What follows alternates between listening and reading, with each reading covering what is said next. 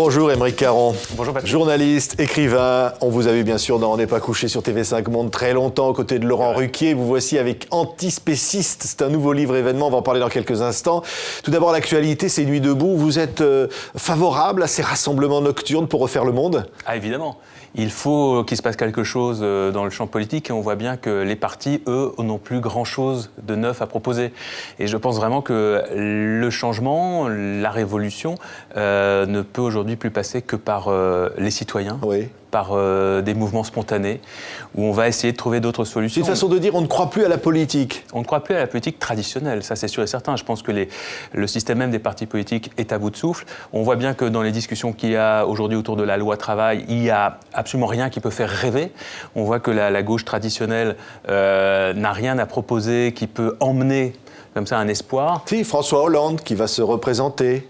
Je ne pense pas que ce soit ça qui justement propose un espoir aux gens. Je pense justement que François Hollande a échoué.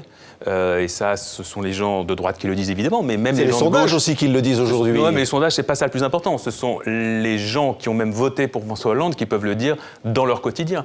Donc, si François Hollande voulait aujourd'hui faire une politique novatrice, insuffler quelque chose de nouveau, d'abord la première chose qu'il commencerait par faire, c'est ne pas se représenter, parce que je pense déjà que la professionnalisation de la politique, telle qu'on la vit depuis des décennies, est une catastrophe pour la démocratie. Donc je pense déjà qu'il faudrait que les hommes politiques commencent par proposer un nouveau modèle qu'ils s'appliquent à eux-mêmes. Et je pense qu'un seul mandat, d'ailleurs, déjà on pourrait supprimer le poste de président de la République qui ne... Ah oui, ça ne va pas l'arranger, ni Alain Juppé, ni Sarkozy. Mais dans tous les mandats importants, en tout cas, je pense qu'un seul mandat suffit. Et ne pas travailler à sa propre réélection, puisque pendant qu'on travaille à sa réélection, on ne travaille pas pour les citoyens. Mais la démocratie, c'est de permettre à ceux qui n'ont pas vos idées de s'exprimer. Par exemple, Alain Finkielkraut, qui a été exclu de Nuit debout, Manu Militari, ça vous choque ? Non, ça ne me choque pas. D'abord... Peut-être qu'en effet, ce n'est pas la personne qui aujourd'hui incarne le plus la volonté d'un changement dans le bon sens. Mais si Alain Finkielkraut se rendait sur cette place pour exprimer des idées de tolérance, d'ouverture à l'autre, pour promouvoir un nouveau modèle de société, fort bien, je pense qu'il était le bienvenu. Est-ce qu'il a essayé d'exprimer ses idées ? Je n'en sais rien. Mais je pense surtout que l'éviction de Finkielkraut de cette place a vraiment un non-sujet. Et je pense vraiment que ce n'est pas ce dont il faut parler aujourd'hui. Je pense que les Français ont d'autres problèmes, la planète a d'autres problèmes. Oui, d'autres problèmes, dont on va parler à travers votre livre. Mais est-ce qu'il y a un lien avec Nuit debout et le mouvement antispéciste que vous représentez ? Bien sûr, parce que l'antispécisme, pour moi, est... On va expliquer ce que c'est, bien sûr, pour tous ceux qui nous écoutent. Le spécisme, d'abord, parce que l'antispécisme se définit par rapport au spécisme. Le spécisme est... D'abord, c'est un terme qui a été inventé en 1970, popularisé en 1975 par le philosophe australien Peter Singer. Le spécisme définit une discrimination liée à l'espèce, qui s'exprime de deux manières. Soit c'est le fait de considérer que nous, en tant qu'humains, nous sommes supérieurs à toutes les autres espèces, ce qui nous permet de faire subir à ces autres espèces absolument tout ce qu'on veut, ne pas tenir compte de la douleur, de la souffrance d'un cochon, d'une vache, parce qu'on considère que tout simplement, c'est pas des humains, donc ce qui leur arrive, c'est pas grave, c'est du spécisme. Deuxièmement, autre cas de spécisme, c'est le fait de faire des différenciations entre des espèces, faire un tri.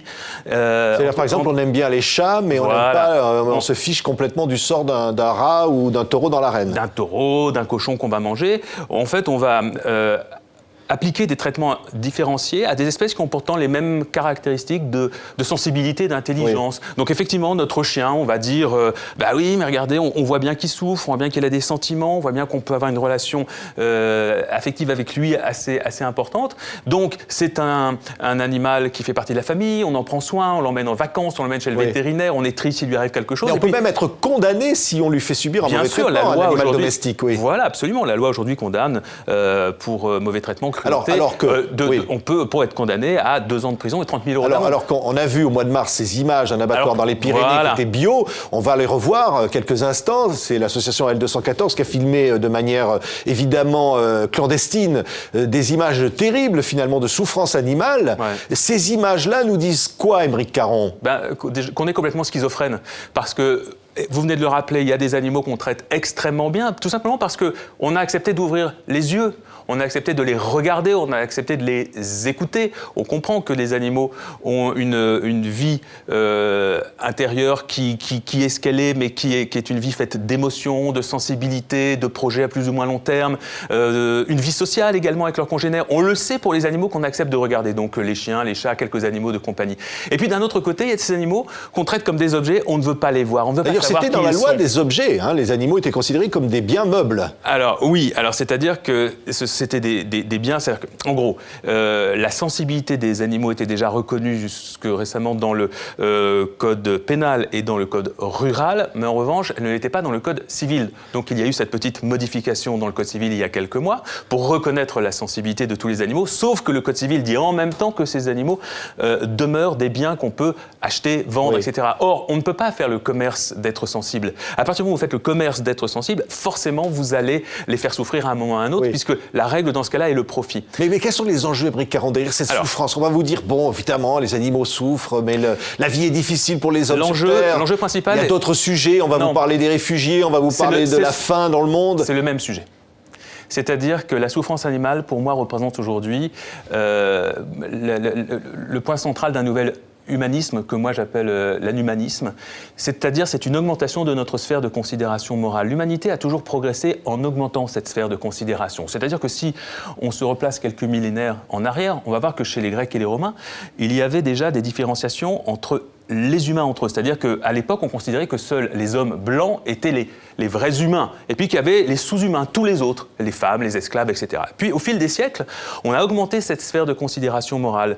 D'abord aux étrangers, puisque chez les Grecs et les Romains, les étrangers étaient des barbares, mais voilà, on a ouvert, on les a acceptés dans notre sphère de considération morale. On a ouvert ça ensuite aux esclaves qu'on a affranchis très récemment au XIXe siècle, aux femmes auxquelles on a donné des droits très récemment là encore, puisque le droit de vote pour les femmes en France c'est juste après la Seconde Guerre mondiale. Ensuite, il y a eu les homosexuels. Là encore, c'est extrêmement récent, où on leur accorde des droits similaires aux autres citoyens. Mais il ne faut pas s'arrêter là.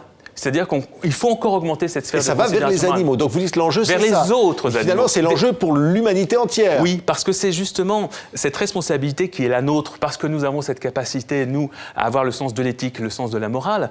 C'est notre responsabilité que de nous mobiliser pour les plus faibles, pour ceux qui souffrent. Donc, on peut le faire pour, effectivement, quelqu'un qui est discriminé en raison de ses origines, de son orientation sexuelle, de son sexe, mais il faut le faire également pour un animal non humain qui est discriminé tout simplement parce que ce n'est pas un humain. On a déjà d'ailleurs un animal non humain.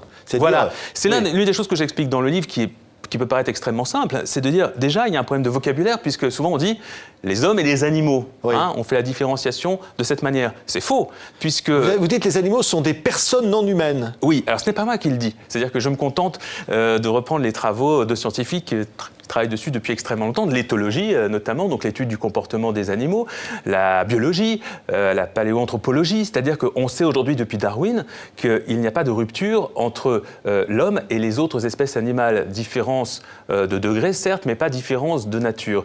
Et il se trouve que la proximité entre les animaux humains et les animaux non humains, donc c'est pour ça que je dis qu'il y a déjà une petite erreur de vocabulaire, car en réalité, il y a les animaux humains et les animaux non humains, et non pas hommes et animaux, eh bien, on voit bien que cette rupture, donc, elle n'existe pas, mais que les sciences aujourd'hui nous en apprennent de plus en plus sur la proximité entre les humains et les autres espèces. Et on voit bien d'ailleurs qu'on a commencé à le comprendre, puisqu'il y a des animaux auxquels nous commençons à accorder certains droits. Et je pense par exemple aux autres grands singes, puisque les humains font partie de la famille des grands singes. Et par exemple, les grands singes aujourd'hui ne font plus partie des espèces sur lesquelles on peut faire des expérimentations animales en Europe. Parce que finalement, on s'attache aux animaux qui nous ressemblent. Parce qu'on s'est rendu aux animaux qu'on trouve mignons, aux animaux qui sont humanisés quelque part, qu'on humanise. Vous avez raison, c'est un autre phénomène, c'est qu'on va humaniser. On va trouver par exemple qu'un panda, c'est très très mignon, donc lui, on va avoir envie de le protéger. Et puis on va trouver qu'un cochon, c'est moins mignon. On va le trouver d'autres personnes. Moi, je trouve que c'est très mignon un cochon, mais d'autres gens vont dire que c'est moins intéressant. Non, en ce qui concerne les autres grands singes, c'est que tout à coup, quand l'ADN, qui est une révélation récente de la science. On a vraiment commencé à utiliser l'ADN après la Seconde Guerre mondiale et c'est simplement aujourd'hui qu'il nous révèle des secrets extraordinaires. Quand l'ADN nous explique que nous avons 98,5% de gènes en commun avec le chimpanzé, ça nous interroge forcément sur nos responsabilités à l'égard de nos cousins. Ce sont nos cousins, les ça veut dire chimpanzés. Que vous dites que l'homme est un animal, ce que d'ailleurs certaines religions refusent de dire, par exemple. C'est vrai que les monothéismes nous ont appris que l'humain était au-dessus de toutes les autres créatures. Et c'est vrai que nos cultures occidentales sont fortement imprégnées de cette idée-là, ce qui n'est pas le cas de nombreuses cultures asiatiques qui ont été bercées par d'autres courants religieux qui expliquaient autre chose et qui expliquaient le lien absolu entre l'homme et les autres espèces animales, mais également le reste du vivant. Oui. Parce que ce que j'explique dans le livre et qu'il nous faut comprendre, c'est que tout le vivant sur Terre est composé de la même matière, des mêmes atomes, même les végétaux. Et d'ailleurs, nos ancêtres, effectivement, les premiers ancêtres, le vivant, c'était des algues. Et nous sommes issus de ces algues, puis ensuite de vers, puis ensuite de petits mammifères. Nous avons encore sur nous, dans nos gènes, dans notre structure, nous avons encore toutes les traces de ces animaux qui étaient là avant nous et qui ont fait que nous sommes qui nous sommes aujourd'hui. Merci beaucoup, Aymeric Caron. C'est Antispéciste et c'est publié chez Don Quichotte. Merci pour votre accueil. D'avoir été notre invité. C'est un plaisir.